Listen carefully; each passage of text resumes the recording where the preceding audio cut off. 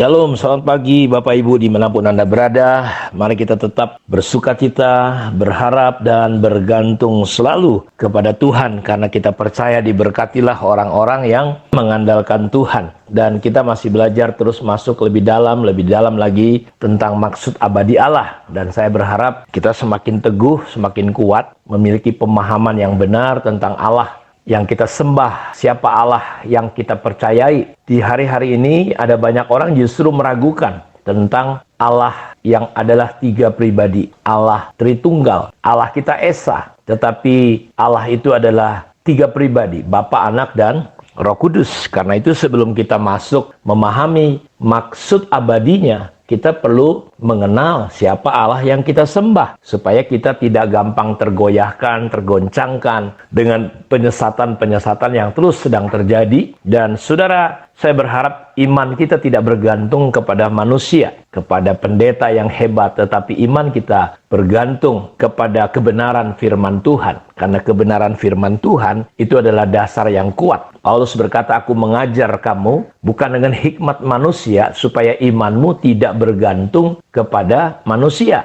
tapi bergantung kepada Allah. Jadi iman yang sehat, ajaran yang sehat adalah membuat saudara berjumpa dengan Tuhan, bergantungnya kepada Dia, kepada Tuhan. Karena itu kita akan mengetahui kebenaran, dan kebenaran itulah yang akan memerdekakan kita. Karena itu sebelum kita lebih jauh masuk di dalam maksud abadinya Allah, kita perlu mengenal Allah kita yang berkata marilah kita. Dia jamak, dia tidak satu pribadi, tetapi dia Allah yang memiliki tiga pribadi. Dan bagi agama-agama tertentu memang agak susah, saudaraku, memahami tentang ketritunggalan. Alkitab memang tidak secara nyata bicara, tetapi Alkitab secara jelas banyak sekali berbicara bahwa Allah itu adalah Tritunggal. Ketika Yesus dibaptis, dia keluar dari air, ada suara yang berkata, ada Roh Kudus yang dilihat oleh Yohanes Pembaptis. Karena itu saya senang nih ada pertanyaan-pertanyaan yang bagus, dan ada jawaban-jawaban yang juga menurut saya bagus sekali.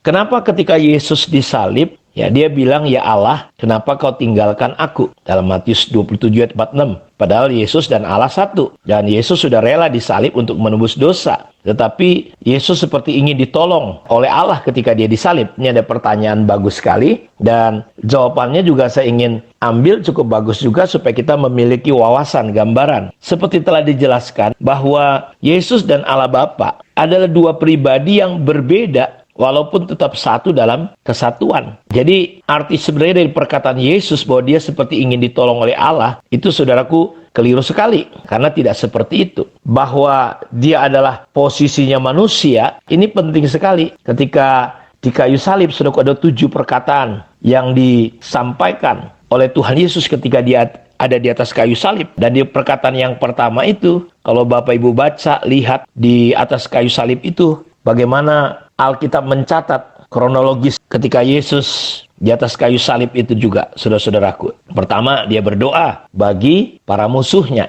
Jadi perkataan Yesus yang pertama adalah doa pengampunan bagi orang-orang yang tidak tahu apa yang mereka perbuat. Dan setelah Yesus disalibkan, kata-kata pertama yang keluar adalah tentang pengampunan. Jadi kitab Injil mencatat, baik itu di Injil Lukas, dia berkata, ya Bapa, ampunilah mereka, sebab mereka tidak tahu apa yang mereka perbuat. Dan waktu itu dia sedang diolok-olok. Ya, saudara tahu itu. Yang kedua, bahwa ada jaminan keselamatan bagi penjahat yang ada di sebelahnya. Ketika dia berkata, hari ini juga engkau bersama-sama dengan aku di Firdaus. Jadi kita melihat bahwa dia bukan sedang minta tolong, tetapi memang dosa itu dari kekal sampai kekal, Yesus dan Bapa adalah satu. Walaupun mereka dua pribadi. Tetapi karena dosa manusia sedang diangkat di situ, dipikul. Disitulah Bapa memalingkan wajahnya. Dan itu semua hanya demi untuk keselamatan manusia. Jadi yang pertama, di atas kayu salib dia berdoa untuk pengampunan. Yang kedua adalah dia menjamin keselamatan si penjahat itu, saudara-saudaraku. Yang ketiga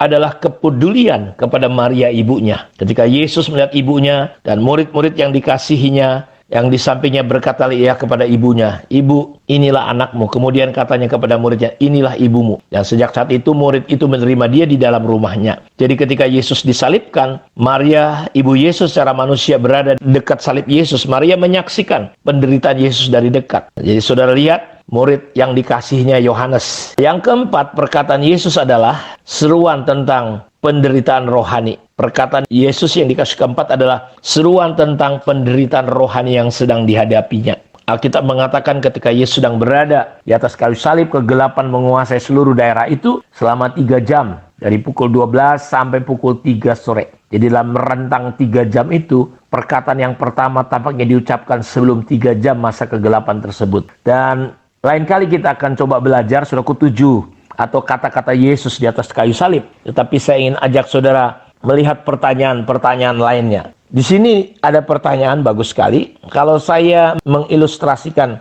Tritunggal Allah seperti satu manusia, tubuh tambah jiwa atau roh. Dan saudara, sebenarnya ilustrasi-ilustrasi yang banyak disampaikan oleh orang terkadang tidak mampu melukiskan Allah pada kealahannya. Karena dia pernah berkata dalam kitab Yesaya, dengan apa engkau samakan aku? Jadi saya mau katakan bahwa ilustrasi-ilustrasi yang seringkali diberikan itu juga belum cukup Bapak Ibu. Kalau yang saya tahu tentang konsep Trinitas, satu Tuhan dengan 3 peranan, bukan satu Tuhan dengan 3 pribadi. Karena kalau sudah 3 pribadi artinya 3 oknum. Jadi lebih tepat 3 peranan. Ya, ini menurut pendapat orang, yaitu dengan peranan Bapa, Anak, dan Roh Kudus. Jadi penjelasan Alkitab sebenarnya sudah jelas. 3 pribadi atau 3 oknum bukan 3 peranan, beda, bukan 3 fungsi. Bapa itu bukan fungsi, Anak itu bukan fungsi, Roh Kudus bukan fungsi. Tapi mereka memang adalah pribadi. Jadi kalau 3 peranan berarti hanya satu pribadi, satu oknum. Padahal bukti-bukti Alkitab sangat jelas menunjukkan kejamakan pribadi Tuhan, pribadi Allah. Karena kalau Tuhan hanya satu pribadi,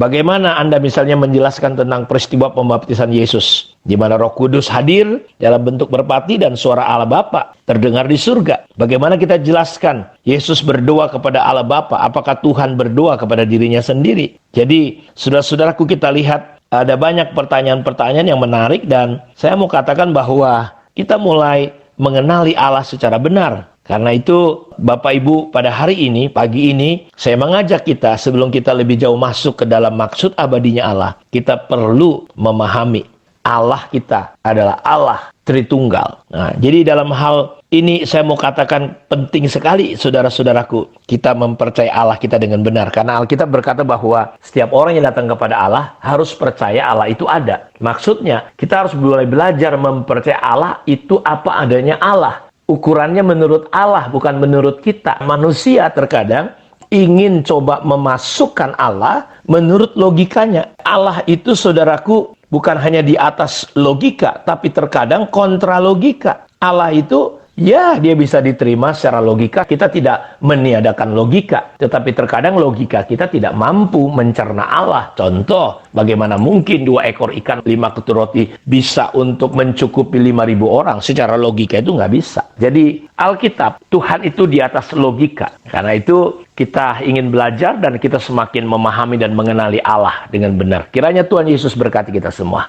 Mari kita berdoa. Berkati anak-anakmu supaya kami semakin jelas mengenal, memahami Engkau sebagai Allah yang Tritunggal, Bapa, Anak, dan Roh Kudus. Dan biarlah hati kami mengucap syukur dan terbuka, semakin jelas melihat Engkau dengan lebih jelas lagi ya Tuhan. Di hari-hari, di tengah kesulitan ini, kami tetap punya damai sejahtera, karena kekuatan kami bukan karena apa yang ada di luar yang kami miliki, tetapi kami bisa mempercayai Engkau sebagai Tuhan, Allah kami yang hidup. Terima kasih, di dalam nama Tuhan Yesus kami berdoa. Amin. Tuhan berkati kita semua. Shalom.